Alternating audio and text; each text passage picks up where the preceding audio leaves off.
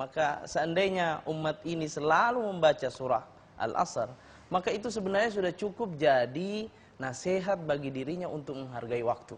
Sehingga tidak ada yang mau euforia. Euforia boleh, tetapi kalau sudah berlebihan seperti tadi kata Ustadz, nah ini sudah di luar dari konteks bagaimana kita bersyukur terhadap pemberian jatah tambahan kontrak hidup di dunia ini. Nah, itu sebenarnya yang harus kita jadikan sebagai stressing dalam memaknai tahun baru. Baik Ustaz, mungkin kita lanjutkan tadi kepada pertanyaan kedua dari Adinda Ramli, yaitu kiat untuk istiqomah. Gimana ini Ustaz, supaya bisa istiqomah nih? Ya, istiqomah itu kalau diterjemahkan dengan konsisten, ya. Konsisten. Jadi istiqomah sekarang istiqomah ini sudah jadi bahasa baku kita. Kita komunikasikan setiap hari, kita gunakan istilah itu. Pertama, istiqomah itu tidak akan muncul, tidak akan hadir kecuali di depan tantangan. Ya, jangan bilang orang itu mustaqim, ya, mustaqim kalau dia tidak berhadapan dengan tantangan dulu. Artinya keimanan itu teruji kalau dia sudah melewati tantangan. Seperti itu. Dalam Al-Quran ada ayat yang berbicara tentang itu. Ahasiban nas ayyaqulu amanna ayyutraku ayyaqulu amanna wa hum la yuftanun. Ya, jangan pernah mengira manusia ketika dia mengatakan kami beriman kepada Allah Subhanahu wa taala, kemudian dia tidak diuji. Bahkan setelah itu akan diuji. Karena kenapa? Ketika orang mengatakan aku beriman kepada Allah, itu dia secara langsung mengatakan bahwa dia cinta pada Allah. Cinta seorang hamba kepada Allah itu akan diuji, apa benar dia setia atau tidak. Ya, kita saja dalam konteks kita sebagai manusia, ya, kadang cinta orang tua, yang saya maksud cinta orang tua dan anaknya, itu orang tua kadang menguji cinta anaknya ini. Nah, oleh karena itu kalau kita katakan saya beriman kepada Allah, keistiqomahannya itu akan diuji oleh Allah Subhanahu wa taala. Bukan hanya ujian yang kecil, tapi bahkan ujian yang paling besar. Sehingga dalam hadis Rasulullah SAW, Nabi bersabda, "Idza ahabballahu abdan, ibtalahu liyasma'a tadarruahu." Jadi ketika Allah sudah cinta kepada hambanya, maka Allah akan uji cinta itu, ya, cinta yang ada sama hambanya itu. Liyasma'a tadarruahu, biar Allah melihat bagaimana dia menerima ujian yang Allah ujikan kepada dia, ya. Jadi iman tanpa ujian itu belum teruji. Tapi kalau iman yang sudah melewati ujian, baru itu disebut iman yang mustaqim, iman yang istiqamah. Nah, oleh karena itu kalau pertanyaannya, apa kiat sebenarnya? Pertama, kiat-kiat itu ada beberapa kitab yang berkaitan dengan motivasi. Kiat-kiat pertama, jangan mendekati hal-hal yang bisa mengurangi iman. Ya. Mendekati saja tidak boleh, apalagi kita sudah melakukan. Kan seperti itu. La taqrabuz zina fa innahu kana fahisyatan wa sa'a sabila. Mendekati saya tidak boleh. Jadi hati kita ini akan terinfeksi dengan keadaan kalau kita sudah mulai mencoba, ya. Ada slogan yang mengatakan mengapa tidak mencoba sementara mencoba tidak mengapa. Konteksnya bukan di situ. Ya, bukan yang begini yang mau dicoba-coba, ya. Yang mau dicoba itu dalam hal-hal yang sifatnya baik. Yang kedua, ya, perbaiki muamalah kita dengan Allah Subhanahu wa taala bukan hanya pada saat kita berhadapan atau berada pada komunitas seperti ini, tapi pada saat kita berada sendiri. Oleh para ahli psikologi mengatakan bahwa jujurnya seorang itu nanti saat dia sendiri, ya. Dan disitulah yang dimaksud dan rahasia manusia pada saat dia sendiri. Jadi kata Rasulullah dalam kitab Al-Ahadithul Mukhtara, siapa yang mampu menjaga dirinya pada saat dia sendiri, maka berarti dia akan mampu menjaga dirinya pada saat dia berada pada komunitas. Karena kenapa? Dalam bahasa para ulama, jiwa ini, hati ini, nafsu ini, an-nafsu illam tushghilha bil khairin syagalatka bi syarrin. Hati ini, jiwa ini kalau kita tidak sibukkan, kita tidak paksa dengan kebaikan, dia sendiri yang akan memaksakan kita dengan kejahatan. Nah, oleh karena itu, fastabiqul khairat, berlomba kita untuk melakukan kebaikan. Saya kira 2 poin penting ini Ustaz, ya. Kiat-kiat untuk kemudian kita bisa istiqomah. Ada beberapa komentar, saya kira tambahan juga. Misalnya ada ulama yang mengatakan bahwa di antara menjadikan diri itu menjadi istiqomah sempurna di hadapan Allah Subhanahu wa taala, memperbanyak amalan-amalan yang sifatnya sunnah. Di antaranya adalah salat tahajud itu, ya. Kalau tidak bisa satu minggu setiap malam, maka minimal 1 minggu 1 kali dan seterusnya, atau 1 bulan 1 kali. Karena beberapa komentar ulama mengatakan bahwa ketika orang melazimkan tahajud, maka Allah angkat keinginan duniawinya. Ya, keinginan nafsunya. Allah perkecil volumenya. Kira-kira seperti tidak dihilangkan. Kalau mau dihilangkan bukan manusia lagi dia. Ya, sudah malaikat. Oke, saya kira seperti itu. Masya Allah. Terima kasih Ustaz atas jawaban-jawabannya. Begitu sangat menyentuh hati dan memberikan siraman ya. Apa-apa tadi yang sudah disampaikan oleh narasumber kita. Baik, selanjutnya saya persilahkan lagi dari Majlis Ta'lim Zikir dan Fikir Al-Wasatiyah Al-Islamiyah YAIN Sultan Ame Gorontalo, silakan. Yang ingin bertanya? Ya, dari Banat ya atau Nisa. Ya, bismillahirrahmanirrahim. Assalamualaikum warahmatullahi wabarakatuh. Waalaikumsalam warahmatullahi wabarakatuh. Nama saya Iri Rahayu Tompono. Pertanyaan saya yang pertama, ketika kita berada di tengah-tengah saudara-saudara kita atau teman-teman kita yang masih merayakan perayaan tahun baru itu yang jauh sekali esensinya dari muhasabah yang tadi Ustaz sampaikan. Nah, cara kita bagaimana untuk menyampaikan sehingga kita itu tidak terkesan menggurui atau menghakimi mereka agar tidak mengganggu hubungan silaturahim kita. Itu yang pertama. Kemudian yang kedua, Ustaz, yang menjadi kegelisahan sebenarnya di kalangan muslim, mengapa apa yang menjadi faktor utama sehingga syiar Islam itu sangat terasa asing bahkan di tengah kalangan muslim itu sendiri. Itu saja, terima kasih. Wassalamualaikum warahmatullahi wabarakatuh. Waalaikumsalam warahmatullahi wabarakatuh. Ya, dua pertanyaan baru lagi ini dari Majlis Ta'lim Zikir dan Fikir dari saudari Riri Rahayu ya. Ya, baik. Berinteraksi dengan orang-orang yang suka bertahun baru, Ustaz. Ya. Supaya jatuhnya tidak menggurui, tidak menyinggung perasaan, dan memang ada yang perlu dijaga di situ bahwasanya kita tidak boleh mengorbankan silaturahmi dalam rangka untuk berdakwah, tapi silaturahmi harus tetap untuk terjalin walaupun kita tujuannya sebenarnya untuk mendakwahi orang. Ya. Ya, makanya ada 3 tipe dari dakwah itu, dakwah bil lisan, dakwah bil fi'l, dan dakwah bil hal. Ya. Ya, gimana Ustaz menyikapi persoalan ini? Ya, Fadal. pertama kita harus fenomena masyarakat yang disebutkan tadi itu sudah sebuah realitas yang tidak terbantahkan. Dan orang yang menegur itu juga ada bentuknya 2 kelompok, Ustaz. Saya kelompok menjadi ada kelompok dakwah yang metode dakwahnya destruktif. Destruktif itu dia membongkar pokoknya hitam putih manusia. Yeah. Kalau bukan neraka, surga. Kalau bukan surga, neraka. Kalau bukan dosa, pahala dan seterusnya. Itu seakan juga itu jadi seperti panitia hari kiamat atau panitia ya seperti ada jatah, maksudnya sudah disetting, di SK-kan oleh Tuhan untuk mengatur orang masuk surga, ya. Saya kira itu metode dakwah yang destruktif ini itu tidak terterima di zaman Nabi, ya. Di zaman Nabi tidak terterima. Termasuk yang masuk pada metode dakwah yang destruktif itu adalah yang hari ini kita katakan sebagai gerakan separatis ISIS. Ingin mendirikan ISIS itu adalah Islamic State of Iraq and Syria, kata orang Inggris, ya.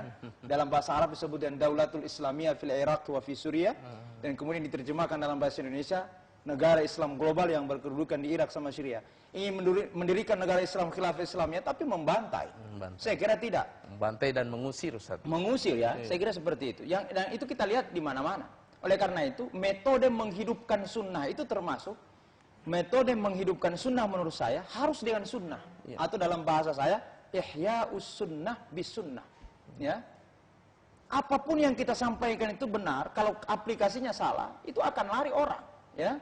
Dan itu yang dipuji oleh Allah pada Rasulullah. Fabima rahmatin minallahi lintalahum wa la kunta faddan ghalidhal qalbi lan faddu min haulik. Ya. Muhammad, seandainya kau ini bengis, kasar mendakwakan Islam ini, orang lari. Ya. Orang itu mau diajar baik saja mau lari, apalagi mau diajar dengan kasar. Ya, perbandingannya seperti itu, Ustaz. Betul. Nah, oleh karena itu ada solusi dari Allah Subhanahu wa taala untuk mengajak saudara-saudara kita seperti itu. Ud'u ila sabili rabbika bil hikmati wal mau'izatil hasanah wajadilhum billati hi ahsan. Ya, ajaklah mereka ini pada jalan Tuhan Allah Subhanahu wa taala bil hikmah, dan kebijaksanaan. Bijaksana itu tidak harus memaksa. Ya. Kemudian wal mau'izatil hasanah, ada kata-kata pesan-pesan yang baik. Juga tidak dengar misalnya dalam bahasa kita, baru itu wajadilhum, coba dialogkan. Ya, jangan mulai dialog, pasti kita akan salahkan dia. Jadi sistematika daripada metode dakwah itu ada dalam Quran. Ya, bukan destruktif. Nah, yang kedua solusinya adalah dakwah harus konstruktif. Bukan destruktif. Konstruktif itu harus bil hikmah wal mau'izah al hasanah, baru itu wajadilhum billati hiya ahsan. Saya kira seperti itu. Kalau tidak seperti itu, saya kira orang tidak akan menerima Islam sebagai sebuah kebenaran, dan orang tidak akan menerima Islam sebagai sebuah agama. Dan resikonya adalah orang akan tersinggung, kemudian akan terputus silaturahim, ya, di antara kita. Apapun yang kita katakan benar tapi keliru dalam pelaksanaannya, maka resikonya luar biasa. Satu poin yang saya ingin sampaikan bahwa silaturahmi itu hal-hal al-ma'lum minad dini bid-darurah, sesuatu yang tidak bisa dibongkar, tidak bisa dihancurkan, tidak bisa dipatahkan, dan hal-hal yang sifatnya furu'iyah. Ya, yang sunnah ini kan banyak, yang furu'iyat, ya. Sementara silaturahmi itu wajib. Yang sunnah tidak bisa menghancurkan yang wajib. Sama ketika orang berdebat mana yang benar 8-20.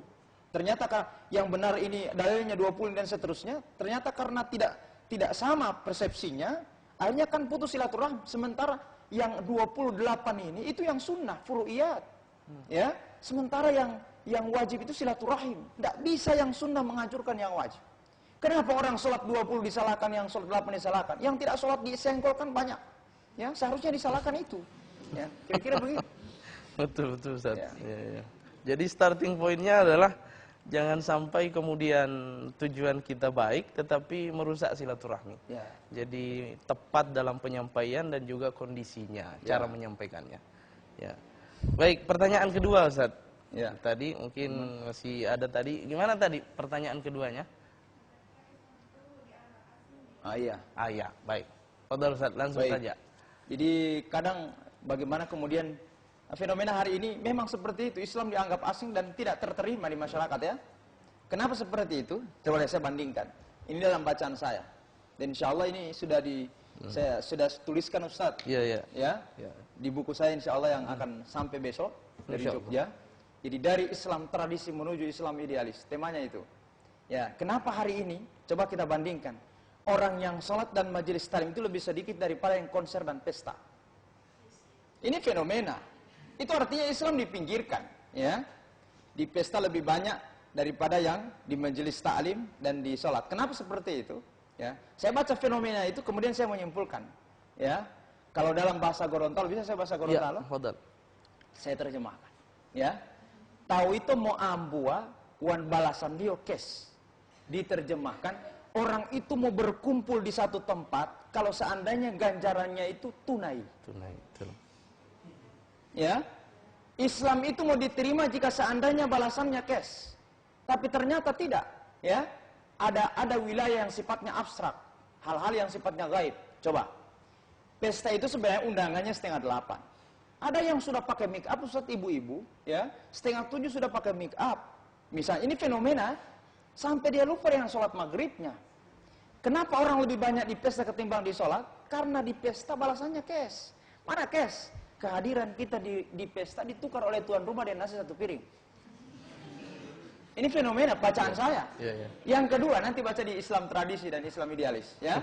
Yang kedua adalah, kenapa orang di masjid dan majelis taklim sedikit? Karena balasan Tuhan itu tidak cash. Apa? Kata Rasulullah, yang sholat jamaah di masjid itu pahalanya 27 derajat, ya, dibandingkan ketika dia sholat di rumah. Setelah kita sholat itu tidak ada di depan, mana 27 derajat.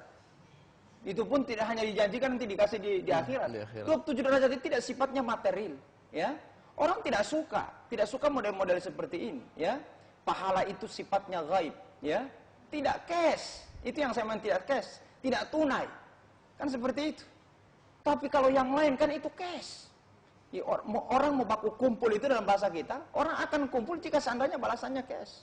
Artinya saya gambarkan begini, masjid akan banyak isinya, majelis taklim akan banyak dikerumuni oleh orang jika seandainya ada balasan cash. Contohnya misalnya, coba besok dicoba di masjid-masjid saudara-saudara mahasiswa ini bilang begini, sebelum ada pengajian maghrib itu bilang, bapak-bapak ibu-ibu yang ada di sekitar masjid ini, mohon untuk sholat sama-sama di masjid. Bagi yang sholat hari ini jamaah maghrib dan isya, disediakan oleh takmirul masjid dan panitia masjid, ya, setiap orang akan dibayar 20.000 dan sebelum pulang sesudah sholat isya akan diberi makanan berat.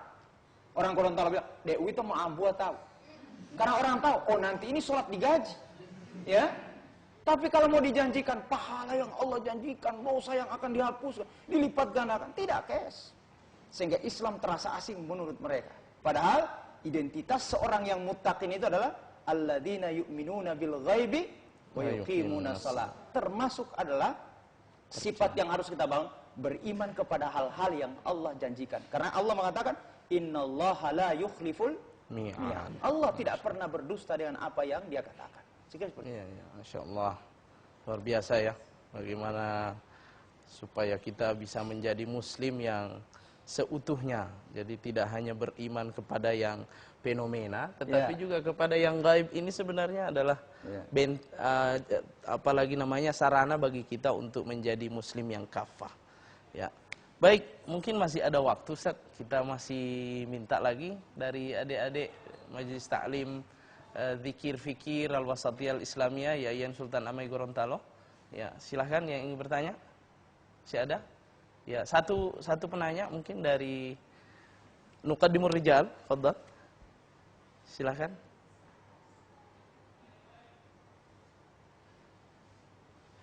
Iya, Assalamualaikum warahmatullahi wabarakatuh. Waalaikumsalam warahmatullahi wabarakatuh. Ya. Nama saya Abdul Wahid. Dan yang jadi pertanyaan saya, Ustaz, biasanya di akhir tahun itu dalam rangka muhasabah itu diadakan zikir mungkin seperti itu. Ya. Yang mau saya tanyakan, apakah itu bukan termasuk melatih masyarakat untuk bermalas-malasan? Kenapa? Karena dengan adanya zikir akbar di akhir tahun, ini masyarakat terbiasa menutup satu tahunnya itu dengan zikir. Akan tetapi setiap harinya itu tidak ada zikir begitu, Ustaz. Ya, baik. Jadi saya mohon tanggapan Ustaz berkaitan dengan hal ini. Dan saya kira cukup. Assalamualaikum warahmatullahi wabarakatuh. Waalaikumsalam warahmatullahi wabarakatuh. Ustaz, singkat saja Ustaz karena waktu kita tinggal sedikit. Model keislaman kita di daerah ini hanya masih seperti itu. Dan itu tidak bisa terbantah. Kita mau ideal tidak akan bisa. Ya. Dan itu terasa dipaksa kalau itu ada perintah, Ustaz. Ya.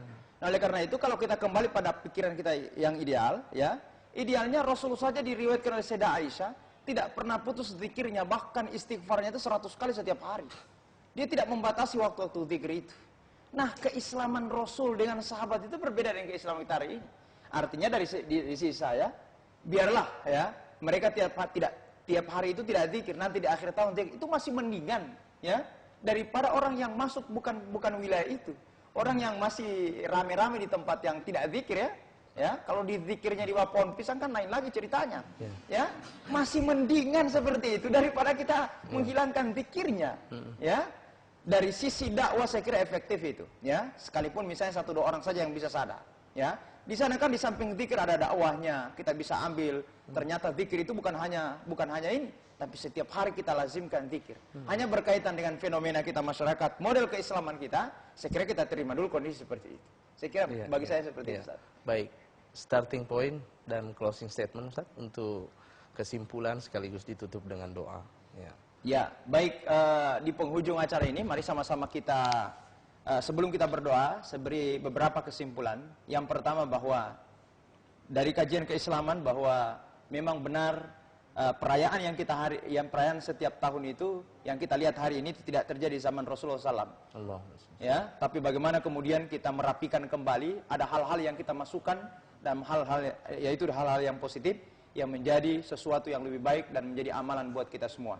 Dan yang terakhir, saya harapkan dan kita seluruh kaum muslim harapkan bagaimana kemudian Islam ini diterima bukan hanya sebagai agama KTP, tapi dijadikan sebagai agama, ya, way of life orang ini bilangnya. Jadi manhajul hayat. Manhajul hayat itu tempat kembalinya semua keadaan manusia atau semua persoalan manusia. Islam akan memberikan solusi sebagaimana dikatakan oleh para ulama, al-Islam salih li kulli zamanin wa makanin. Saya kira seperti itu. Ya, baik. Dan mari sama-sama kita mengikhlaskan hati. Semoga pertemuan ini berkah dan kita diberi oleh Allah rahmat dan hidayahnya dan umur panjang. Dan terutama adalah di tahun 2015 ini kita diberi kesempatan terus oleh Allah untuk selalu mengabdi dan beribadah kepadanya. Mari sama-sama kita berdoa. Bismillahirrahmanirrahim. Alhamdulillahirabbil alamin. Hamdan na'imin, hamdan syakirin, hamdan yuwafi ni'mahu wa yukafi mazidah. Ya Rabbana lakal hamdu kama yanbaghi li jalali wajhika wa 'azimi sultanik. Allahumma salli ala Muhammad wa ala ali Muhammad. Allahumma ij'al yawmana khairan min amsina Allahumma ij'al yawmana khairan min amsina. Allahumma ij'al yawmana khairan min amsina. Allahumma inna nas'aluka ridhaka wal jannah wa na'udzubika min sakhatika wan nar. Allahumma atina as-sihhata wal quwwata wal afiyata was salamah. Rabbana ighfir lana wa li ikhwanina alladhina sabaquna bil iman wa la taj'al fi qulubina ghillan ladzina amanu rabbana innaka ra'ufur rahim. Rabbana atina fid dunya hasanah fil akhirati hasanatan wa qina adzabannar. Subhana rabbika rabbil izzati amma yasifun wa salamun alal mursalin walhamdulillahi rabbil alamin. Baik, pemirsa dimanapun Anda berada, demikianlah seluruh rangkaian acara kita pada sore hari ini. Sebelum saya menutup, saya ingin mengungkapkan sebuah kalimat yang sebahagian ulama mengatakan ini adalah sebuah hadis dari Rasulullah SAW. Kalimatnya berbunyi seperti ini, bahwasanya sang waktu setiap kali muncul di setiap hari. Ia mengatakan dan menyeru kepada semua manusia, ya ibna Adam, anal waqt, ana khalqun jadid, wa ala amaluka syahid. Fagtanim minni, fa inni la a'udu ila yaumil qiyamah. Ini seruan bagi kita dibalik dari fenomena pergantian tahun, bahwasanya sang waktu telah berkata, saya ini adalah sang waktu. Aku adalah makhluk Allah yang diciptakan baru hari ini. Maka aku akan menjadi saksi atas segala perbuatan yang engkau isikan pada hari ini. Dan maka manfaatkanlah aku, karena sesungguhnya aku tidak akan kembali kepada kalian sampai hari kiamat. Cukup ini yang saya sampaikan dan saya tambahkan. Mudah-mudahan kajian kita di hari ini menjadi inspirasi bagi kita untuk tidak berleha-leha dengan waktu. Hargailah sisa umur yang Allah pinjamkan kepada kita. Dan terima kasih atas segala atensi dan kerjasama para pemirsa sekalian. Terlebih kepada hadirin yang ada di studio, Majelis Ta'lim Zikir dan Fikir Al-Wasatiyah Al-Islamiyah YIN Sultan Amir Gorontalo. Terima kasih kepada narasumber kita. Saya mewakili seluruh kerabat kerja berterima kasih. Billahi taufiq wal hidayah, ar-ridha wal inayah. Wassalamualaikum warahmatullahi wabarakatuh.